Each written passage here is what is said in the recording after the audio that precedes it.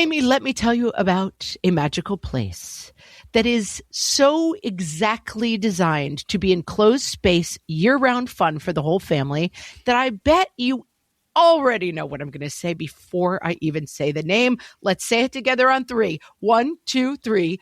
Great Wolf Lodge. You got it, Amy. My kids loved Great Wolf Lodge when we went. You probably already know that it has a huge indoor water park with a wave pool, lazy river, a bunch of massive water slides. But then your pack can hit the other attractions because wait, there's more. Great Wolf Lodge has adventure-packed attractions like Magi Quest, a live-action game kids can play throughout the lodge, plus the Northern Lights Arcade. Spent some quality time there, so your kid who loves the lazy river and your kid who loves fantasy games will both have a great time. Great Wolf Lodge also offers great dining options and complimentary daily events like nightly dance parties, all under one roof. Unpack the car once and you're settled in to have fun. And with 22 lodges across the country, you're always a short drive away from adventure. We've both had such great times at Great Wolf Lodge, so bring your pack together at a lodge near you. Learn more at greatwolf.com and strengthen the pack. Hello, everyone, and welcome to Fresh Take from What Fresh Hell, Laughing in the Face of Motherhood. This is Margaret. And this is Amy. Today we are talking to Danielle Bettmann. She is the host of the podcast Failing Motherhood. She is also a positive discipline certified parenting coach who helps parents find validation, support, and proven techniques to parent their strong-willed and neurodivergent kids. Danielle is also the mother of 2 girls. Welcome, Danielle. Thank you very much for having me. I'm so excited. So tell us a little bit first about the positive discipline parenting approach. What is it and who started it? Yeah, so positive discipline is originally created by Jane Nelson back in like the 60s. And essentially, it's just the idea of melding kind and firm. So if that resonates with you, which is kind of the most warm, authoritative, most research-proven design of parenting, where you're able to be emotionally responsive, you're able to create a very healthy relationship built on trust, and you're able to have high standards and be able to stick to boundaries and not be like going back on your word or conforming to rewarding negative behavior with a lot of attention negatively, and then relying on external motivators like punishments and rewards, which can work in the short term and backfire long term, or backfire immediately if you have one of the sensitive kids. So essentially, it is melding kind and firm and being able to communicate at a higher level, like a hostage negotiator, essentially. Like every parent wants to and doesn't know how to, and your kid seems better at it than you. That's what positive discipline is. I think people have an idea that you can either be like a strict parent who gets your way, but doesn't go in for all of this new thinking about, oh my gosh, the kids have to have a voice. Yep. Or you can be a nice parent, and that means that your kids are kind of wild children who never hear the word no. And so this is not that. It's somewhere that says, right, we can exist in this middle where we don't just have to be like, respect my authority, and the kids have no voice, but you get results, or you are nice, but then you have crazy out of control kids. Yes. Yes. Because I think gentle parenting is a big thing right now, but it's also very misunderstood and very misimplemented, as in, you know, a huge new emphasis on emotions. And I want my kids to be able to have a voice, and I want to be emotionally responsive. But then that comes at the detriment of my own mental health and sanity, becoming a emotional punching bag. And now just having to kind of pick up the pieces after my child and just like figure it out. And they set the tone, and that just becomes either unsustainable or creating resentment at best, right? Long term. But then, we have the other side where it feels like, okay, well, they can't think they can get away with this. And how dare they disrespect my authority? And it becomes these huge pendulums. So what we're trying to say is, yes, both things can be true. Your child is allowed to have a emotion and a reaction and a response to things. And they don't have to be super excited to clean up their toys. And at the same time, the what is non-negotiable, but the how is, and let's problem solve forward and make sure the cleaning gets done. So Danielle, tell us about what led you to this work. What led you to be a parenting coach and then to say, okay, positive discipline is really the approach that interests me the most? I had my 2 girls back to back. They're 15 months apart. I don't professionally recommend it. It was a blur. We've done that too. We've done it. We've both done it. Agree. It's not maybe your best choice. No. It was a blur. And I was working at a Head Start and then an early Head Start classroom as a lead teacher in both. And then I moved into home visiting. So I was going in homes every single week with kind of my caseload of 20 families and essentially doing parent education and support, helping them to be able to rate their child's milestones and be able to read with them and do some simple activities to make sure that they're ready for school. And that's when I really realized that what happens in a classroom is great, but what's happening at home is what matters most. And parents love their kids. And love is just not even scratching the surface of what parenting requires. That's what really kind of got me started on, well, how can I continue to do this while I have my own kids? But then my second daughter came out swinging. Well, actually, she refused to come out.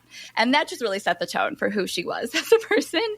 And she was the one that I really credit to teaching me everything I know now and help families with. She was the one who had really high highs and low lows emotionally. And you just couldn't get her to change her mind. And looking at her sternly, didn't do anything, hurry up, doesn't even register. And that's what really set me spinning. And I ended up finding other parents that seemed to have a similar personality kiddo. And eventually I started doing some workshops locally and essentially going to families' homes and saying, how can I help? And now I'm working with families kind of all over the place. I ended up finding the Positive Discipline Parent Education certification.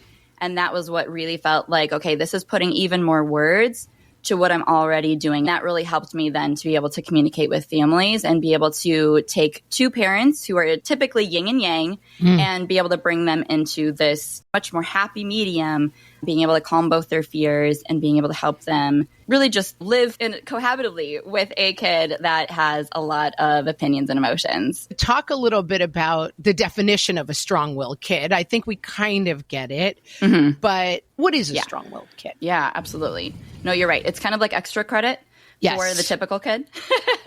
They don't send you, researching and Googling late at night and crying into your pillow at 3 a.m. But for those of us that, that's us. But what does that look like? So they typically have really high emotional mood swings where you can feel the palpable excitement, and they have a huge heart. And they can be so much fun to be around and so funny and creative thinkers and just huge imagination. And on the other side of the pendulum, they've never been more devastated and let down by certain things. And everything is a big deal. And it feels like things come crashing down so hard that you don't even know what just happened or what's going to set them off next. Sounds familiar, yes. You feel like you're 5 feet behind rather than a step ahead and feeling like you're setting the tone or being able to know what's going to go successfully as a family. So they're taking up a lot of your attention because they are maybe the loudest sibling. They are the ones feeling like everything is unfair, whining much more often. They just seem to have a lot of problems. And it's just really hard to get ahead of. So some siblings are being affected because it feels like they're getting crumbs or they can't afford to struggle because you got to get ahead of this other kid. Maybe they're clingy, but then they're also saying, go away. But yet they are very smart. They are very articulate and expressive. They are very perceptive and sensitive. So they're going to have some sensory aversions and some sensory preferences that are going to be creating some of these meltdowns and tantrums. And then it feels like they regress with their level of emotional coping skills for their age. They can maybe be even more aggressive at older ages, like 6 and 7 and 8. That causes a lot of concern in parents because they should know better. Care routines are much more difficult to just get through. It feels like they turn into kind of an alter ego state when they're angry and their eyes glaze over and it's like no longer my kid. They can be just very triggering for parents because it feels like it's very personal. They don't do this for dad or they don't do this for their teacher. They hold it together there and then it all comes crashing down when they get in the car and they're, kicking the back of my seat because I didn't bring the right snack or whatever. Danielle, I wanted to ask you about that because you said before that you're clients, the parents, often when they come in, you've got a yin and a yang. You've got the parents, one wants to be there, one doesn't. One thinks you're being too tough and one thinks you're not being tough enough.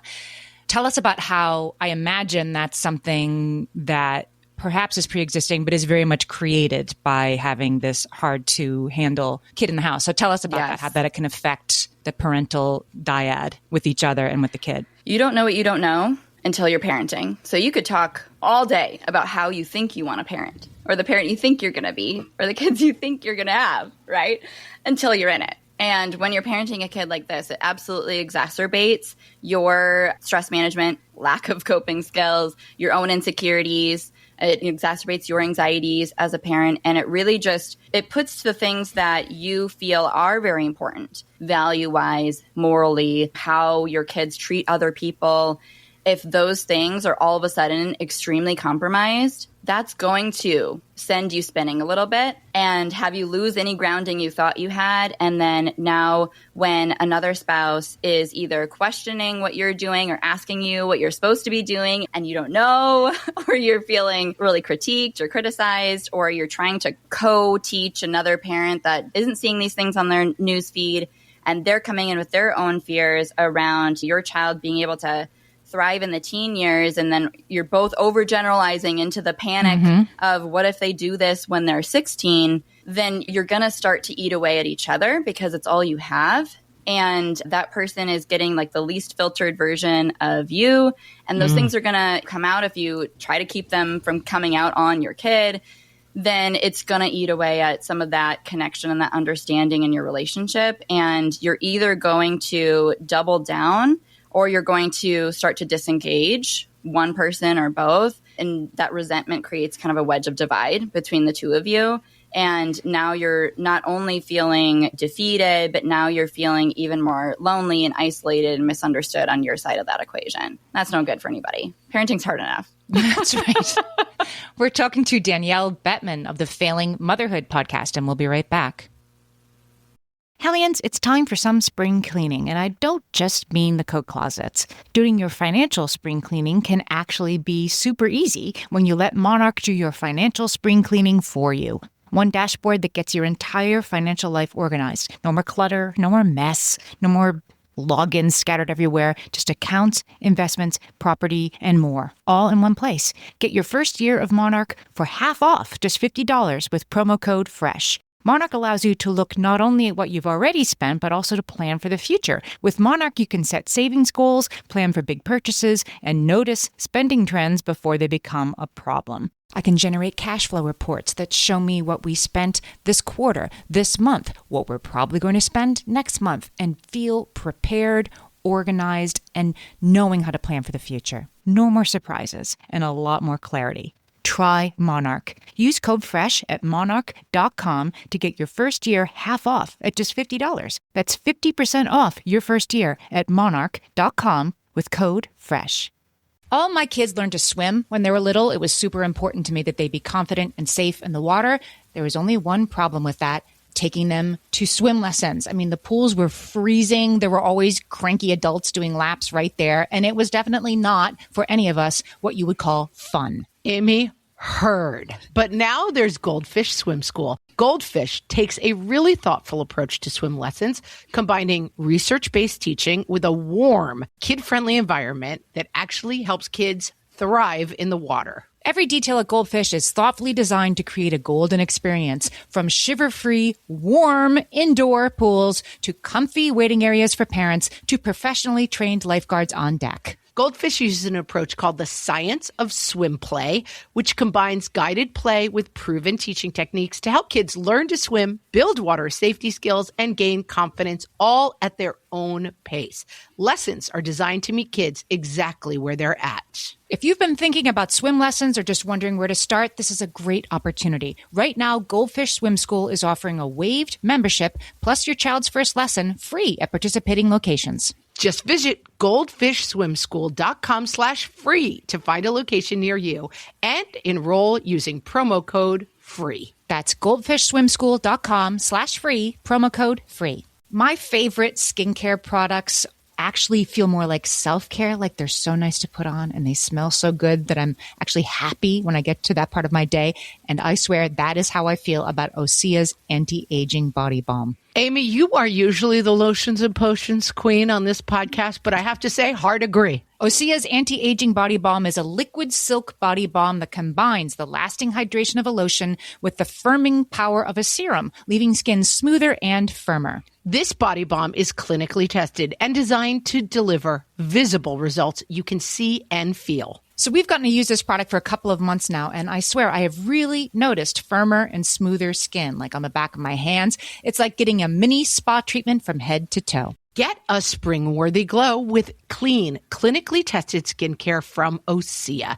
And right now, we have a special discount just for our listeners. Get 10% off your first order site-wide with code FRESH at OseaMalibu.com. That's 10% off your first order with code FRESH at OSEAMalibu.com.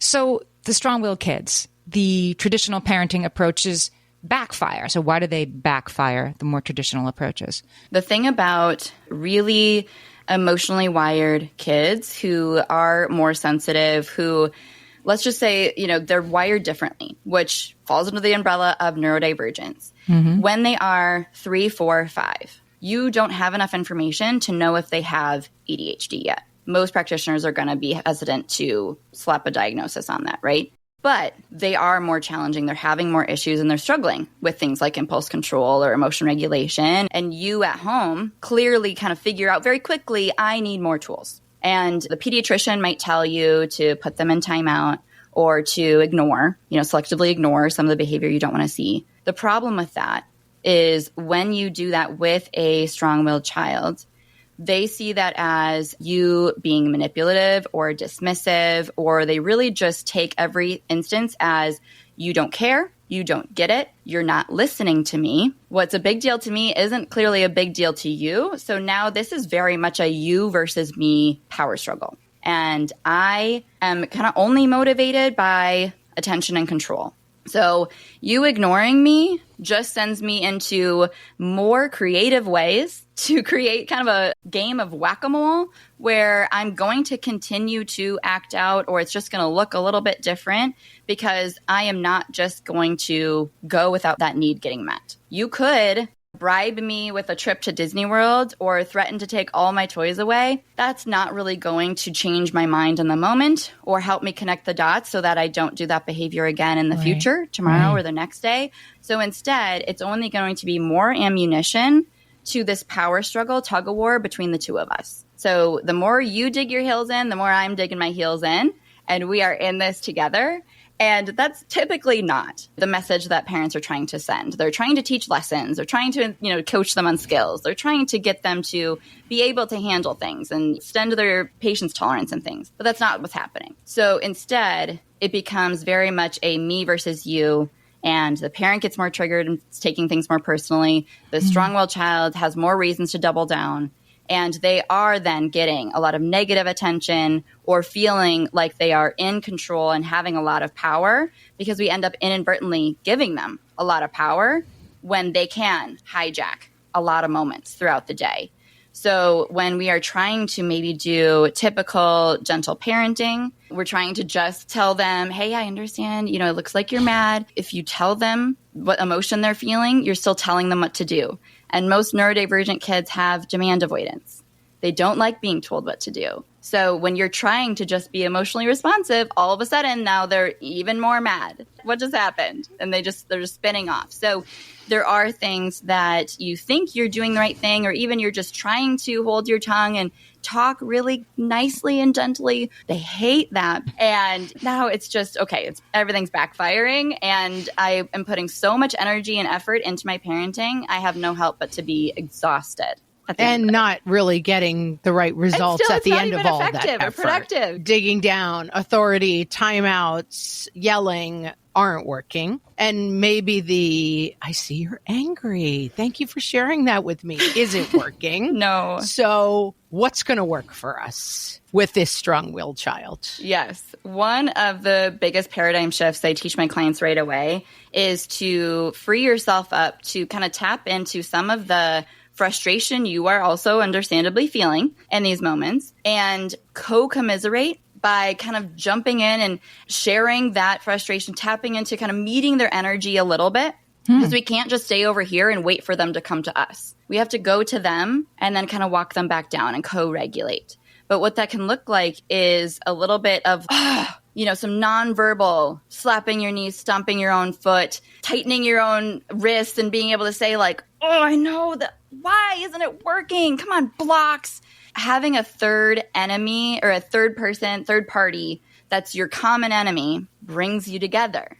You can blame the clock. You can blame school. You can blame the calendar for it being a Monday morning. You can blame the blocks for not working or understanding what they wanted them to do and why did they fall? That helps your child feel like not only are they not wrong or bad for feeling frustrated, but you're also being able to provide an outlet to process those emotions with you and not feel like they are trying to defend themselves and communicate to you what a big deal that tower of blocks was, while also then being mad at you for being mad at them about their emotional reaction. It doesn't mean that you can't just immediately then circle back into two things can be true. It's okay to be upset, and it's not okay to be harmful or hurtful. But there's this step of mirroring their emotion to them. It's not you're yelling back, they're angry, and now you're angry too. It's not that. It's almost like mirroring back to them like, oh, I get it. The coach made you sit because you threw your baseball glove. It's so frustrating. So it's that. It's just letting them feel heard and not asserting any of your own opinion or agenda or next steps yet, because it will all not be heard if without the prerequisite of, I heard you and I get it. And we're so quick to kind of dismiss that and jump right into, well, you should have, or I can't let you, or, here's what you need to do instead. That's just going to activate their defense mechanism. They're going to put a wall up, and then they're just going to cover their ears and not really hear anything you have to say next. So then again, the problem does not get solved. So you have to hold your tongue, wait, and then either repeat back what they just said or put into words how they might be feeling, because then that can help them use those words over time themselves, because you're kind of coaching them, giving them that script, or you're just being able to help them understand their own emotions in real time, depending on their age. But it can be very generalized. You do not want to be around your brother right now. Or mornings are so hard. Why can't we just sleep all day? Why does it have to be a Monday? Or it doesn't mean that you even agree with them sometimes too. Like, your sister's just really getting on your nerves today. That can be so validating, where the Navy SEAL hostage negotiation mentality, they say you have to first get the other person to basically say, yes, exactly, before you can move forward with any type of, but here's what needs to happen, or here's the next step, or here's what we can do about it. Okay. And making sure that you don't, blow up the situation entirely. I think that sometimes we get stuck with one piece or the other, and we're not doing both. So we've woken up from nap. Everyone's a little cranky. Maybe we've had a snack. We're going to the playground. Yep. My 6-year-old daughter wants to wear her princess dress and her high heel princess shoes to the playground, but she's not allowed to wear that to the playground either, because it's 13 degrees outside, or every time she goes in that, it's a lot of frustration because then the dress is getting caught on stuff. It's not a practical outfit. She can't wear that to the playground. Yes. So now she's in the full princess outfit, rolling on the floor and screaming that she will not go to the playground unless she's dressed as a princess. Yes.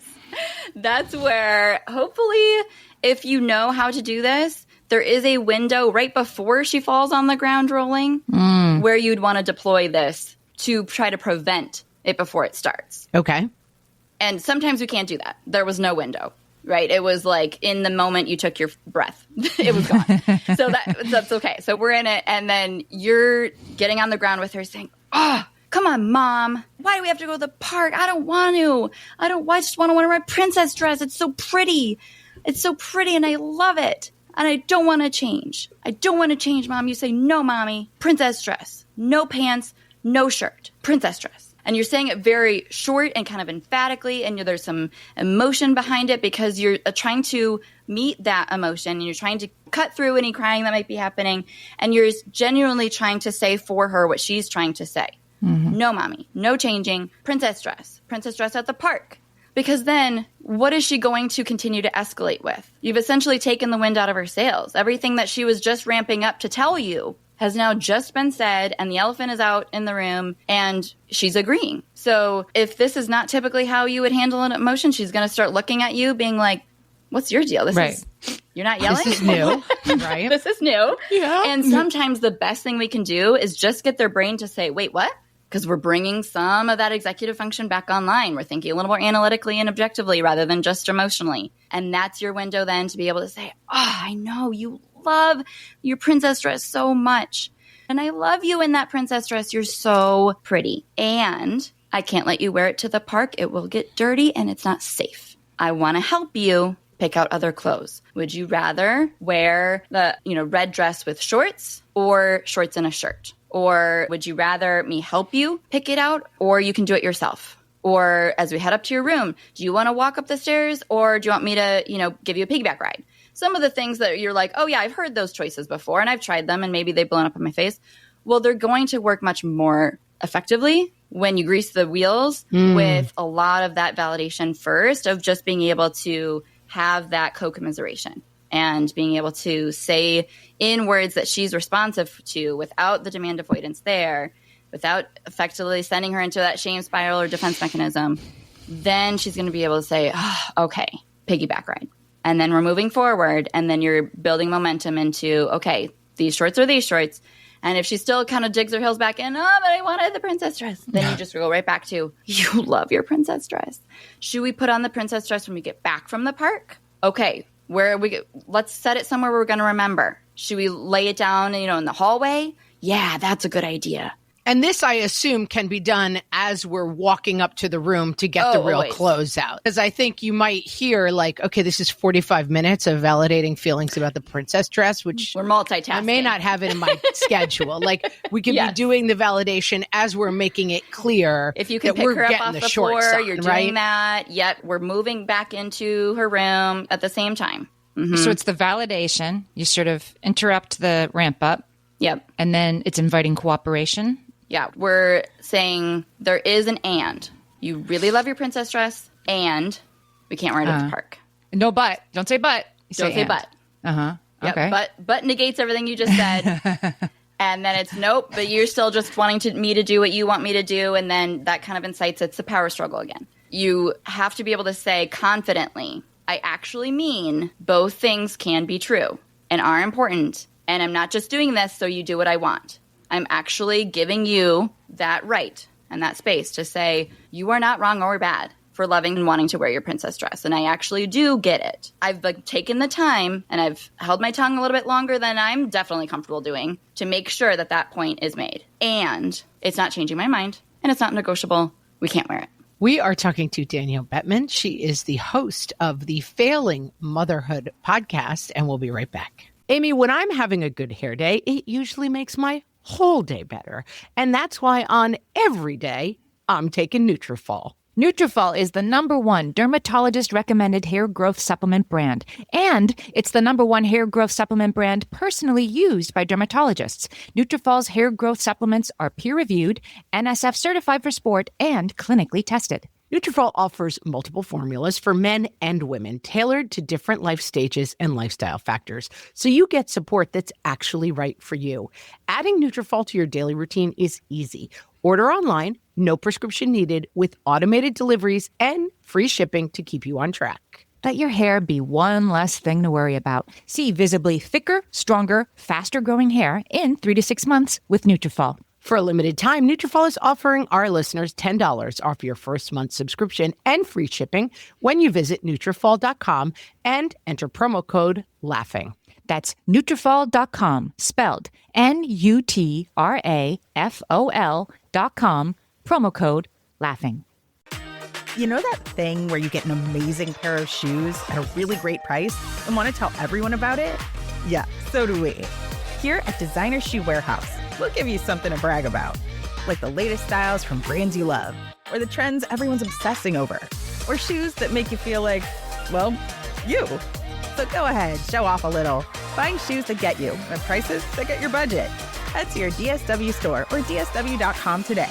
DSW, let us surprise you. So one of the things we talk about on the podcast a lot is the idea of boundary-seeking behavior. Sometimes when we see kids who struggle with no and have pushed no further away, their behavior gets more out of control. You would think like, well, you know, I give them what they want and that solves the problem. But in fact, it doesn't solve the problem. It makes for more behavior that gets sometimes more extreme. Like, where is the line? Do you believe in that as a concept? Absolutely. Absolutely. I think subconsciously, our kids are looking to know that there are guardrails. And when I am in over my head, someone will step in and I'm not on my own here. And I don't actually have the power to boss my parents around because subconsciously, that's actually a really scary thought. So they don't actually want everything they're asking for because there is no enough. You just said it. There is no, like, I have achieved 8 trips to Disneyland and now I'm happy. We think it could be transactional. Right. Like, I'll do a couple things for you, then you'll listen to me. And that's never how it is. And then we get really resentful because we're like, do you understand how much I just sacrificed all day long to try to meet your demands and you're still not willing to even come to the table for dinner? Right. This is my teen who, when I'm like, can you set the table, says, do I have to do everything around here? Yeah. So you're not going to win your strong-willed kid over by compromising and giving in and letting them do what they want more times than not. It's actually going to feed the monster, like you said and alluded to. But what they really want, what's sometimes better than actually getting the toy at Target, is being able to talk about how much I love that toy at Target without getting shut down or being told how much we can't afford it or you shouldn't want it or we talked about this and we're not buying toys today. And just being able to say, I know, it's a cool toy. Yeah. No, what would you do with it? Oh, yeah. No, that'd be a really good one for, you know, your birthday. Should we take a picture of it? I would love that toy for you. You would have so much fun. I'm so glad we saw that. I don't have to kind of panic because I think sometimes it comes out of if I give them an inch, they'll take a mile. Right. So I got to really be on like, you know, no, we can't. But actually, that energy just really kind of incites that sparks flying mentality of like, okay, now we're staking our claims in this tug of war. And it takes a lot of practice in strengthening your muscle to be confident in being able to take a breath and take a beat and just say, my only job right now is to make sure that you know that I get it. And that's still not going to change my mind or the circumstance because both things are true. You love that toy and we're not buying it. And you know that and I know that. And sometimes when I say, we're not going to buy that toy at Target and they say, no, what they actually mean is, I know. But they're still just sad about it. But we think that they actually mean like, no, I'm getting it and I don't care what you think and I'm personally defying you and I don't think that you have any authority.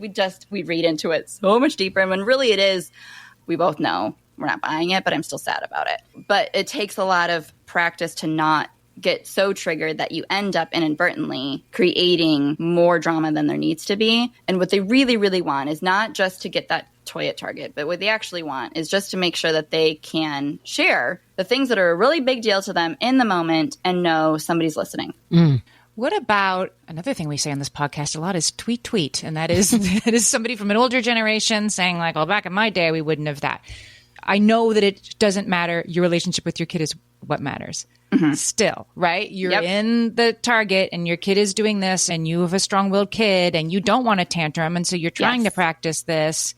And your mother-in-law is like, well, back in my day, he would have been taken home and sent to his room with no dinner. Like he just needs that to back in my day stuff. Like is if you were going to engage in this work, is it about bringing everybody who loves your kid along for this ride? Or is it about like leave that stuff aside and don't let it get in your way? I think it's a careful balance of both because you do have to get comfortable being misunderstood or having unsolicited advice given to you or feeling judged by in-laws, random strangers. That is a part of parenting when you are trying to individualize and customize your parenting approach to not just making everyone around you happy, but actually figuring out what works for the kid in front of you. And there's always going to be some of that where there's a disconnect and it's uncomfortable and you're standing in that gap between advocating for your child and being able to help other people understand your child. And there's only so much you can do with that. So you want to be able to be more unapologetic in saying, this is what we figured out works for this kid, and that's what I'm going to do. But if you haven't figured out what works for your kid and you feel just as frustrated as your in-law, it's very hard to stand up for your kid and be like, no, I'm not doing that, because you don't know what to tell them is working instead. And then you're kind of like in a real rock and a hard place, because you're like, I don't want to do what you're saying, but also what I just tried didn't work either.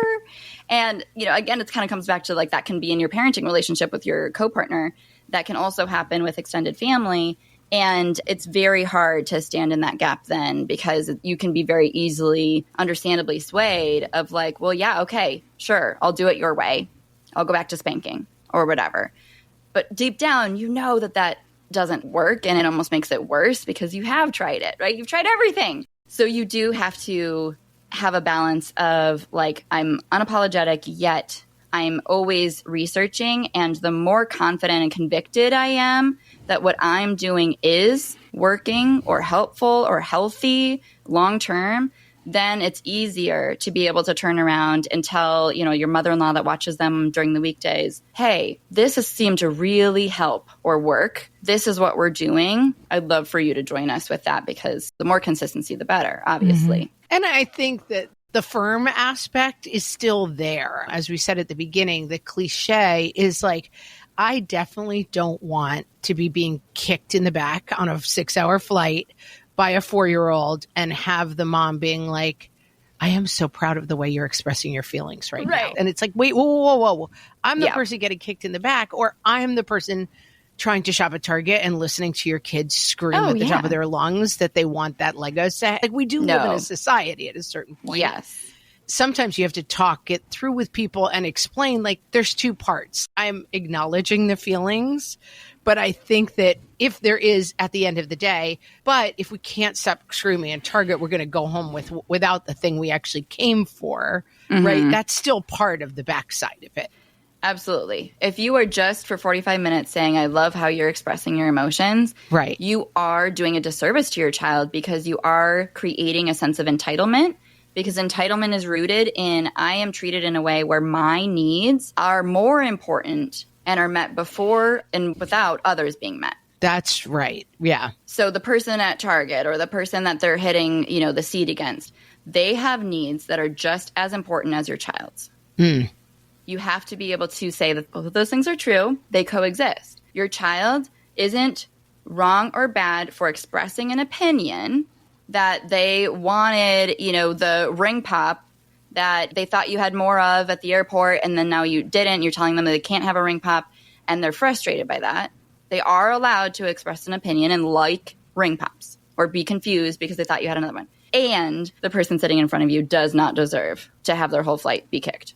And people around you do not have to subject themselves to your child's emotions. So, and maybe you don't start practicing this for the first time on a plane or at Target. Like, ideally, you're practicing at home with the princess dress first, not when you're sitting behind me on a plane. Public is like the Everest. Yeah, Yes. we got to start with learning how to ride a bike. Start at home, first. friends. Going back to the princess dress, though, like, it occurs to me, like, sometimes, is this about consistency? Like, once mommy says this isn't going to happen, this isn't going to happen? Or is there any room for flexibility? Like, oh, okay, wear the princess dress. Like, if it gets ripped and torn, then you'll be sad about that. But, you know, you're not saying this out loud, but like, I guess I don't really care as much as I thought I did. I'm going to let them win this one. Is there a rule for that in this? Or is it, that's not so great? I think it is impossible as a parent to never have an exception to the rule.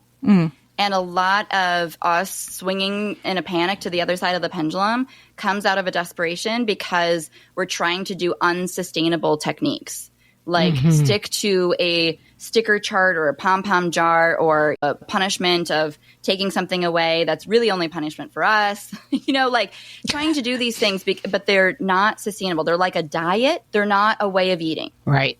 And when we're trying to stick to diets, then we're going to have a binge eating day, which looks like, just kind of giving up and being like, do whatever, I don't care. Watch Paw Patrol for 6 hours and wear the princess dress to the park. That does undo everything you were trying to do when you essentially let them think that they just convinced you and got their foot in the door, and you're now rewarding that whining and begging and screaming and tantruming. So you don't want to do that. And yet you have to live in a way where you can be flexible and adaptable on the spot and allow there to be exceptions to the rules. But how do you do that? How do you make sure that both of those things are true? What I teach my clients is the idea of intentionally indulging, which means that when the situation calls for it, when you have new information, you're allowed to change your mind, but you're making it careful in the way that you communicate it, that you're deciding that you're changing your mind, not they changed your mind. And then you're still putting a box around the situation that says, there can be an exception to the rule here. You know what? I said today was going to be a no watching day, and I'm feeling really tired, or your sister is sick, or I need to take a work call. So I'm changing my mind. I am going to put on Paw Patrol, not because you were whining for it, but because I need to take this work call. And it is going to be, a 30-minute timer. When this one episode is up, we're going to turn it off again. Because that idea of intentionally indulging means that I am going to choose to make an exception to this rule, but it's still not, I'm giving in and there's no boundary and it's all endless and it's kind of like a free-for-all. There's still an end to it. And then your child understands, oh, okay, so there can be changes. That's an important part of life. And my parent still has control.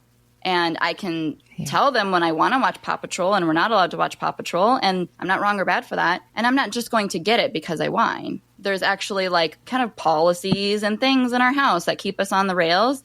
And that helps them feel that subconscious feeling of okay, there is some structure here that makes me feel safe, even if I'm sad and disappointed that I only got one episode. That's okay. We've been talking to Danielle Bettmann. She is a parent coach and host of the Failing Motherhood podcast. Danielle, tell us a little bit about the podcast. Yeah, it's called Failing Motherhood, which came from a survey that I did in the early COVID years around what keeps you up at night as a parent. And the word that came back most prevalently was, I feel like I'm failing. I feel like I'm screwing up my kid. I feel like I am ruining them with my lack of patience or my temper I didn't know I had. And always filling it in with, and I feel like I'm the only one. And I really just decided there is a stigma here and we can't all feel this way and all feel like the only one. We got to talk about this. And so every expert or mom that I bring onto the podcast, I ask them, have you ever felt like you're failing? And we talk about what that has looked like to be able to kind of take them off a pedestal and make them, feel normal and know that, we're all in this together. It's way harder than we thought we were signing up for. And that's okay. And you're not failing, actually. But then I also ask them, how are you the parent your kids need at the end of every episode? And reminding every listener that, yes, you are still the expert on your kid. Even if you feel like you don't know what you're doing and you feel like you're failing, you might just need some more fine-tuned tools for the personality or temperament or neurodivergence that your kids have. And when you find that, you're going to feel a lot more empowered and connected to enjoying time with your kid again. There's 200 episodes. Anywhere you're listening to this, you can go find it. And we will link to those as well in the show notes of this episode, so you don't even have to go hunt for it. Danielle, this was a great conversation. Thanks for talking to us today. Yeah, absolutely. Thanks for having me. Thanks, Danielle.